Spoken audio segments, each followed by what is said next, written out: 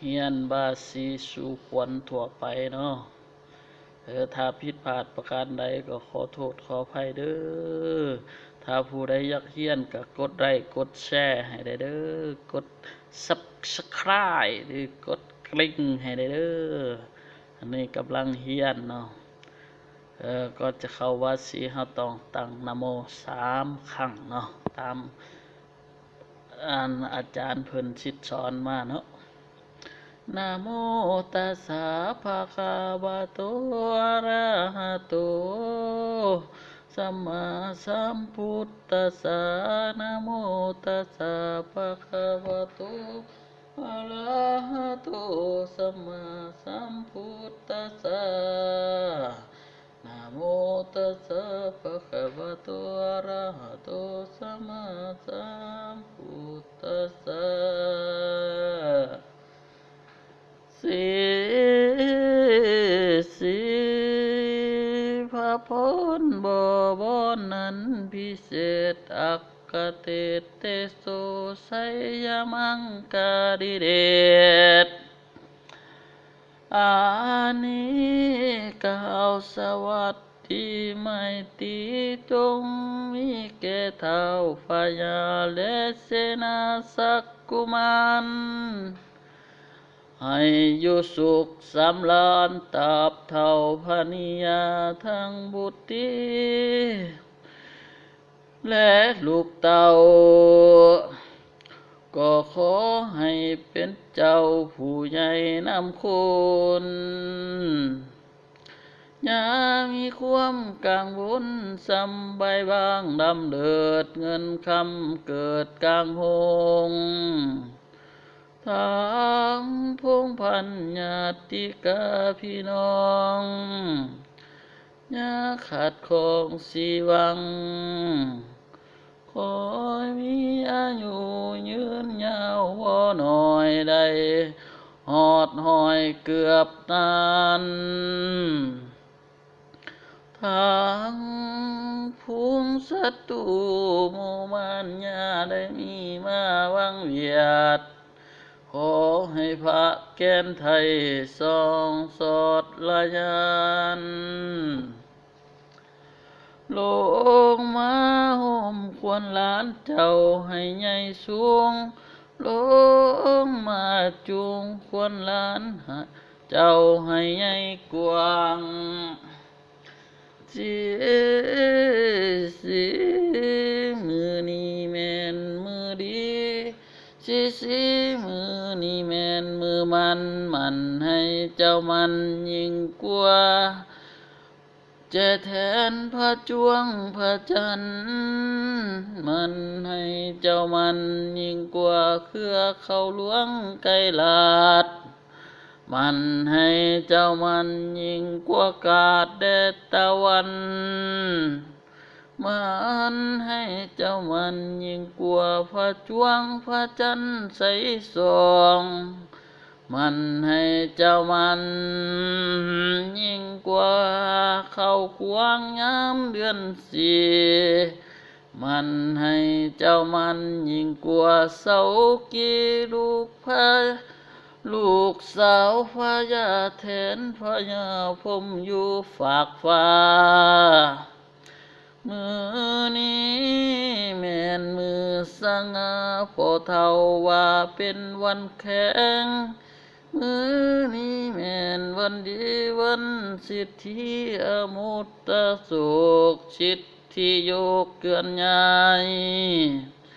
พร้อมบุตรตามังคลาดเพิ่นจึงลาตนาอาจารย์ผู้สลาดมานั่งอาจคุณควรขึ้นเสมอถาดชีจานมือนี้แม่นมือสันวันนี้แม่นวันดีวันสิทธิอบุตตสุขตกอันนี้แม่นตกไม่จันขันอันนี้แม่นขันไม่แก้วเท่าแก่ตกแต่งแล้วจึงได้โหยควร วันนี้แม่นวันดีค่อยจึงสู่ขวัญแก้วกูเกิดกลางเมืองโอ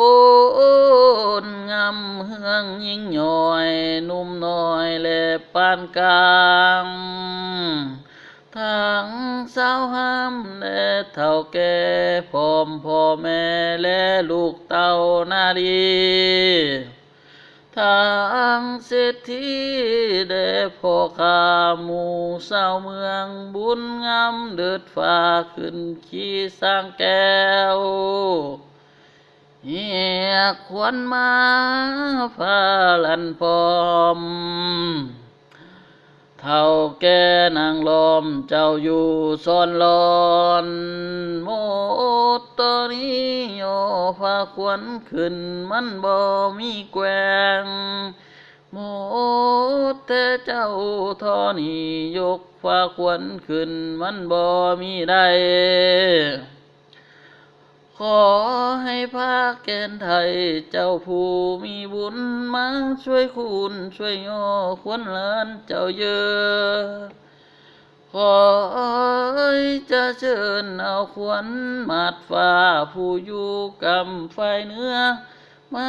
ช่วยคุณช่วยควรช่วยย่อควรหลานเจ้าเยอะคอยจะเชิ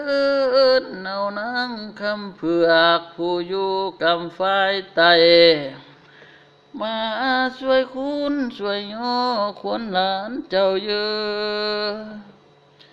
คอยจะเชิญเอานางเอกไทยผู้อยู่หออาสนาคำมาช่วยคุณช่วยย่อควรหลานเจ้าเยอะ30น้อยลูกมาแต่เมืองหลวงมาช่วยคุณช่วยย่อควรหลานเจ้าเยอะ40หมอดวงลูกมาแต่เมืองฟ้า50หมอกามาแต่ผู้หอผู้หงมาช่วยคุณช่วยย่อควรหลานเจ้าเยอะหมออันนี้แม่นหมอสั่งจากคาถาอันนี้แม่นคาถามาแต่เขาหมอเท่ามาแต่บูหันเจ็ดใบโยเพิ่นก็เอามาหมุน7 ใบโยเพิ่นก็เอามาคำเจ้าแล้วน้ำเต้าแก้วออกบ่เย็นดีก็หักไหลก็หักเย็นดีเหมือนดีสีอยู่ฝากฟ้าสร้างออกเนืองนั้นคำตันแก้ววิเศษนอแก้วเกิดกลางเมืองคำเฮืองสีแวนนาคคนกานั้นแม่นหักกุมารคนนั้นแม่นเท่าสังกีทิพมาแก้วควรคู่สู่ขวัญว่ามาเยอะคนเอ่ยว่ามาเยอะคนเอ่ยควรจะปลูกผู้เป็นหากควรจะไปปลูกหมากเป็นไว้ควรเจ้าไปปลูกหัวสิงไข่เขียวอ่อนอ่อนให้เจ้ามาสามือนี้วันนี้มานำทางคนทองมานำปองคนเที่ยวมากินข้าวต้มและของหวานมากินน้ำตาลและน้ำอ้อยหมอเท่าเอิญจอยจอยให้ขวัญเจ้าให้เต้ามาว่ามาเยอะขวัญเอ่ยว่ามาเยอะขวัญเอ่ยขวัญในขันและขวัญในและขวัญนอกขวัญกอกและขวัญกลาง ขวานแอววางกลมกิ้วควนท้องหน่อยแด่ห้าวนมขวานพรมน้ำดูอาจขวนปากตานเจรจาขวนตาแด่ขวนคิวขวัญนี่แด่ขวัญแขนขวัญแก้มและขวัญไหลแล้วไม่นั้นแม่นขวัญหูก็ให้มาสามือนี้วันนี้ว่ามาเยอะขวัญเอ่ยว่ามาเยอะขวัญเอ่ยขวัญเจ้าไปเกี่ยวเข้าพี่ให้เจ้าหักเกี่ยวมากพี่ให้เจ้าใครให้เจ้าขึ้นมาได้ดอมเผาพี่น้องพงษาให้เจ้ามาสืบสร้างดอมแม่มารดาทั้งบิดาเดเสือโคดยากิวโกดโกธาให้เจ้ามาหักษาตัวเจ้าตราบเท่าเทียลาทาแล้วก็ขอขาดเทินมาเด้อขวัญเอ้ยขวัญแข้งให้เจ้ามาอยู่แข้งลีลาลีลาเจ้าเด้อขวัญขาให้เจ้ามาอยู่ขาลีลอยลีลอยขวัญนิ้วก้อยให้มาอยู่ห้อยในมือขวัญปากให้เจ้ามาอยู่ปาก